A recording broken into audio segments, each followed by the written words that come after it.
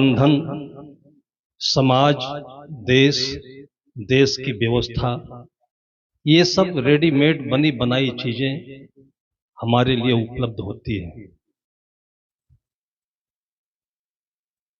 हम लोगों को अपनी शक्ति का भान नहीं होता है, लेकिन हमारे जाने अनजाने में जो आज हम समाज में सुखद देख रहे हैं, अच्छा देख रहे हैं, इसमें सबका एक एक करके बहुत बड़ा सहयोग होता है और उसी के परिणाम में आज हम लोग जो यहाँ पर बैठे हुए हैं, एकात्म एहसास अनुभूति प्राप्त कर रहे हैं। ऐसा जीवन में सदैव बना रहे। और तभी हमारे संत महापुरुषों ने कहा कि सर्वे भवन्तु सुखिनः सर्वे सन्तु निरामयाः। उन्होंने सभी पुत्रों के लिए नहीं कहा, बेटियों के लिए नहीं कहा, गांव के लिए नहीं कहा, उन्होंने पूरी दुनिया के चराचर प्राणियों के लिए सर्वे भवन्तु सुखिनः कहा। सुख का जो स्रोत है अपने भीतर में है और उसी को बाहर लहराते देख करके मन प्रसन्न होता है। ये केवल अपनी भावना हो सकती है, चाहना नहीं। भावना में चाहना में अंतर होता है।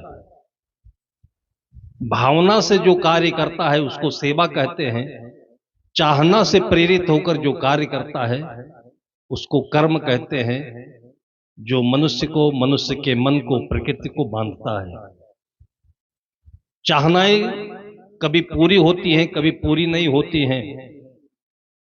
इसलिए जो हमारे संत महापुरुषों ने हमारे जीवन के सत्य को सामने रख करके लोगों को प्रेरित किया कि एक सच्ची भावना से जो हम करते हैं वो देर सवेर आगे पीछे फलीभूत होता है, वो व्यर्थ नहीं जाता है। अभी पिछले बार कहीं कार्यक्रम में आपके प्रदेश के बड़े ही परिश्रमी और जमीन स्तर के लोगों के घरों घरों में, लोगों के दिलों दिलों में ऐसे बसने वाले मुख्यमंत्री, वैसे तो आध्यात्मिक पृष्ठभूमि के व्यक्ति रहे वो। आप लोगों को शायद नहीं पता होगा, भूपेश बघेल जी के जो ससुर थे, उनकी पत्नी के पिता के बड़े भाई स्वामी आत्मानंद एक संत परिवार से थे और रायपुर में एक बहुत बड़े मिशन के संस्थापक और संचालक भी थे। पूरा परिवार उनका धार्मिक और वैसे स्वभाव से भी गंभीर, दिखावटीपन तो नहीं होता था। हम लोग तो ऐसे सड़कों पर चलने वाले फकीर जैसे साधु, लेकिन ऐसे कहीं भेंट हो गई और उसके बाद उनको कुछ अच्छा लगा। फिर धीरे धीरे इतना अच्छा लगा उनको कि जब भी हम छत्तीसगढ़ आते थे तो आने के बाद एक बार जरूर मिलते थे, और जब जाना होता था तो भले ही समय ना हो तो स्टेशन पर चले आते थे, लेकिन मिलते जरूर थे। भक्तों के यहाँ जहां आरती होती है वहां कभी उन्होंने अपेक्षा नहीं की कि हमारे लिए कोई दरी बिछाए, गलीचा बिछाए, कुर्सी रखे। ये सब होने के बावजूद वो जमीन पर ही बैठ करके संतों की आरती करते थे, सेवा देते थे।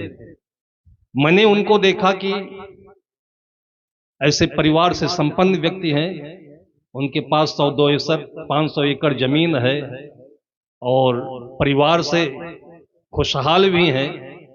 अपने सुखी जीवन, विलासी जीवन के लिए उनके पास कोई चीज की कमी नहीं होती। लेकिन मैंने देखा कि एक सामान्य व्यक्ति की तरह से गांव गांव में चल करके लोगों की समस्याओं को देखना, समझना, सेवा करने की भावना। फिर उनके पूरे मुख्यमंत्री जीवन में अंदर से बाहर तक मैंने देखा। कल मैंने सत्र में आप लोगों को कहा था कि अपने बच्चों को वो शिक्षा दें जैसे कि वशिष्ठ गुरु ने राम को जब प्रवेश मिलने लगा गुरुकुल में, तो दशरथ चारों पुत्रों को अपने ले जा करके प्रवेश कराने के लिए गुरु वशिष्ठ परिचय करा रहे थे कि मेरा ज्येष्ठ पुत्र राम है। राम जाकर के वशिष्ठ के चरणों में दंडवत करते हैं और वशिष्ठ अपने होने वाले शिष्य को, विद्यार्थी को क्या आशीर्वाद देते हैं कि प्रसन्न रहो बेटा, तुम ऐसी जगह पर आए हो, यहां पर वो शिक्षा मिलेगी कि तुम चाहे घर में रहो चाहे वन में रहो, तुमको दुख नहीं होगा। ये उनका ब्रह्म वाक्य, महान वाक्य आपने सुना होगा। काम कब आया? जब उनको पढ़ाई पूरी हुई, शिक्षा पूरी हुई, अयोध्या में आए, फिर धीरे धीरे उनको योग्य समझ करके, वैसे भी ज्येष्ठ पुत्र थे, राज्याभिषेक की तैयारी होने लगी। अभी शाम को उनको सूचना मिली कि कल राज्याभिषेक होना है, और सवेरे होते होते दूसरी सूचना मिली कि उनको राज्याभिषेक नहीं होना है, वनवास जाना है। ये हमारे रामायण महाकाव्य को लेकर के हमारे जीवन के जो दो विषम परिस्थितियां हैं, जैसे नॉर्थ पोल और साउथ पोल होता है, पृथ्वी के दो ध्रुव हैं, जीवन के दो विषम परिस्थितियां हैं, ये सबके जीवन में आने वाली परिस्थितियां हैं, और उसी को लक्ष्य में रख करके ये सामने दृष्टांत रखा गया। ये आपके बेटे के जीवन के लिए भी होता है।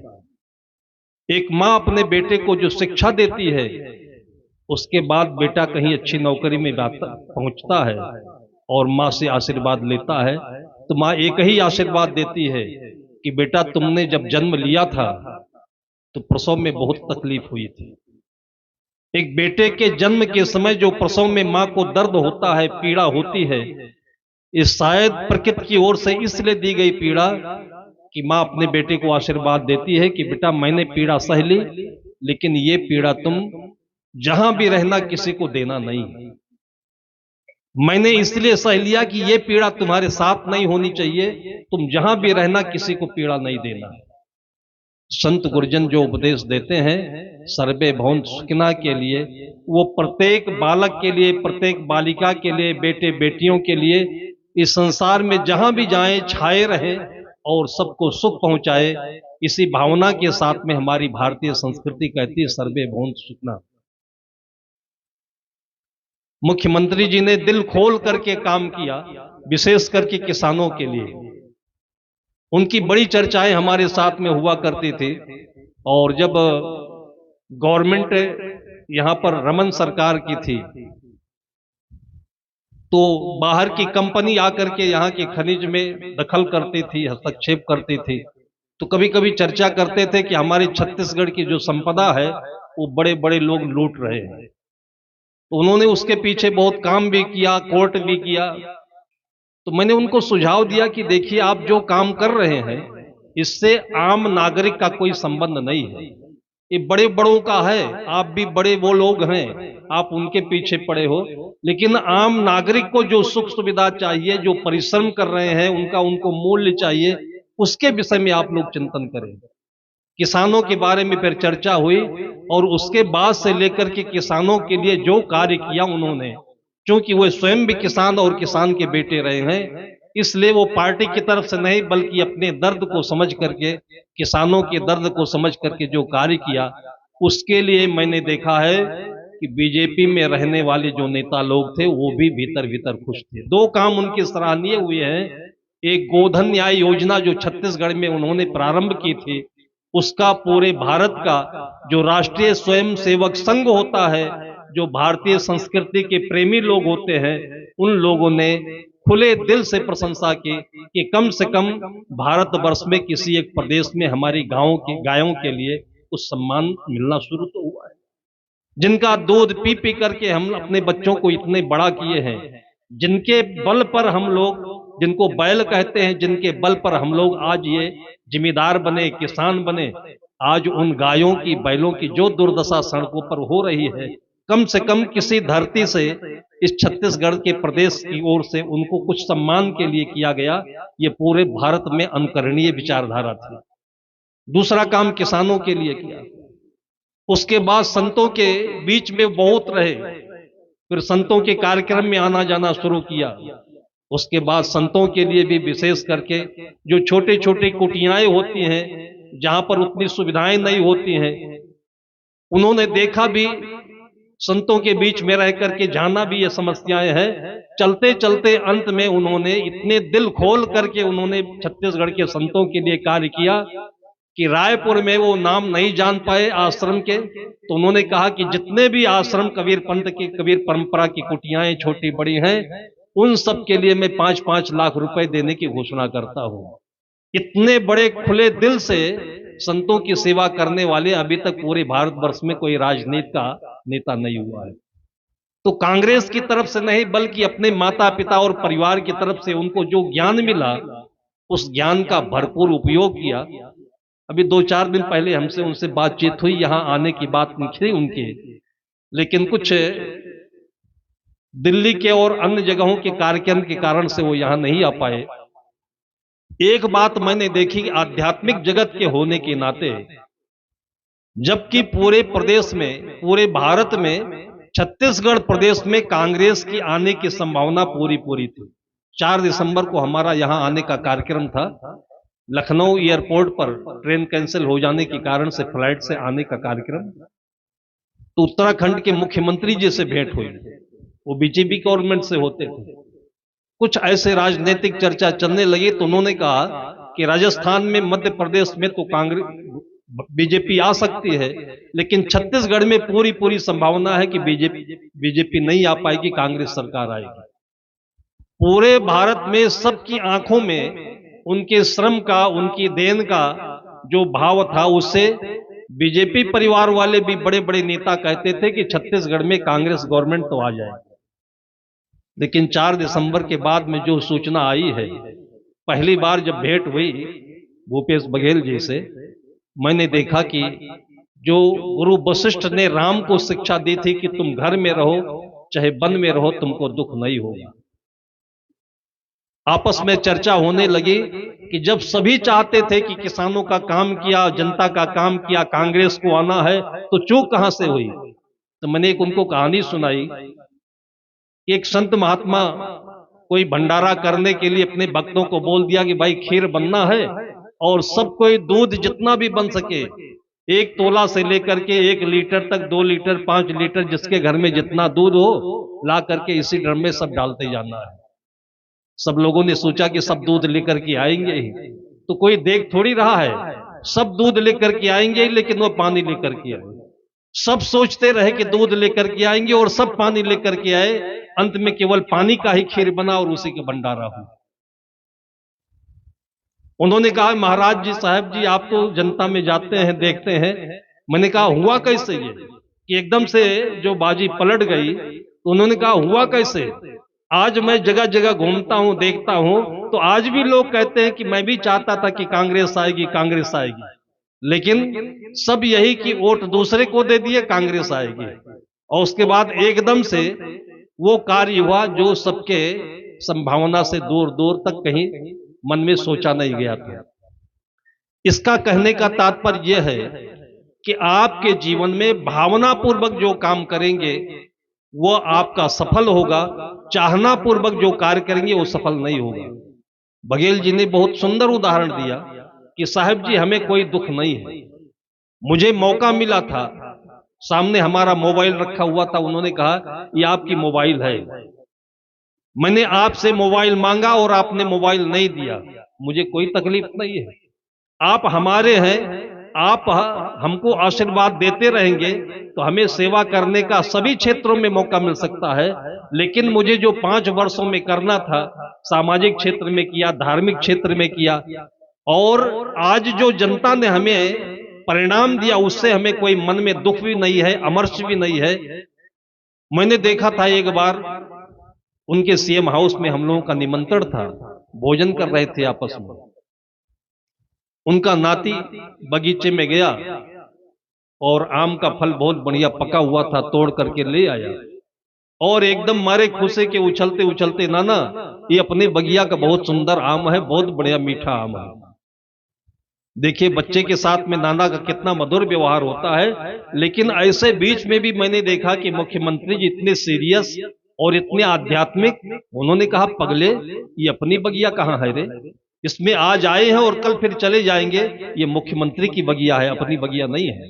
मुख्यमंत्री के निवास में रहते हुए भी वो अपना नहीं मानते थे, मुख्यमंत्री का मानते थे। ये किसका उपदेश होता है? ये गुरु वशिष्ठ का होता है, कबीर का होता है, राम का होता है। ये हमारे अध्यात्म जगत का उपदेश है कि आप घर में रहें, लेकिन घर अपना नहीं है। राजा जनक भी अष्टावक्र को गुरु मान करके अपने जीवन में जो कुछ किया है वो यही कि सब कुछ करते हुए भी वो दुख से ऊपर थे, सुख से ऊपर थे। इसलिए समाज को और देश को एक सुंदर उदाहरण दिया कि आज भी जो बड़े बड़े पद पर लोग होते हैं वो राजा जनक को याद करते हैं, उनका अनुसरण करते हैं। आज हमारे समाज में हम लोग छोटी छोटी बात में आप देखते होंगे कि अपने बच्चों को कितनी खुशी से और कितने उत्साह से आप पढ़ने के लिए भेजते हैं कोटा। कोई डॉक्टर बनना चाहता है, कोई इंजीनियर बनना चाहता है, लेकिन मैंने देखा है कि इतने उत्साह से, इतने अच्छे नंबरों से पास करने वाले और कोटा में रहते रहते क्या वहां हो जाता है कि प्रति वर्ष ऐसे शैक्षणिक नगरी में भी 25-30 विद्यार्थी आत्महत्या करके अपने माँ बाप को निराश कर देते हैं। ये घटना इसलिए बताता हूं कि कभी भी अपने बच्चों को केवल डॉक्टर बनने के लिए, केवल इंजीनियर बनने के लिए प्रेरित नहीं करना, बल्कि एक आशीर्वाद देना कि बेटे तुम जहां भी रहो किसी को पीड़ा नहीं देना, सुखी रहना, सबको सुख बांटते रहना। और निश्चित है कि जहां भी बेटा रहेगा एक सुंदर फूल की तरह से जिंदगी खिला करके रहेगा और सबको फूलों की खुशबू देता रहेगा। आज हमारे बीच में आपके इस क्षेत्र से जो पहले गुमनाम होकर के शायद आपकी सेवा में रहते रहे होंगे, आमदी तो संतों का पलारी, संतों का गढ़ रहा हुआ आने जाने का, लेकिन जब अचानक ओंकार साहू का नाम आया कि इनको टिकट मिला हुआ है, उसके बाद फिर चर्चा हुई, उसके बाद फिर विधायक के रूप में निकल करके आए, आज आपके सामने हैं।